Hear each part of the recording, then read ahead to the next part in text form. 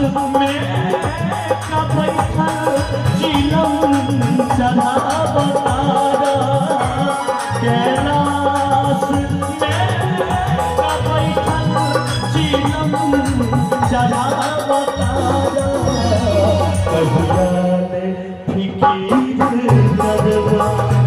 जसना चढ़ा बतारा कहिया ने फिकीर करवा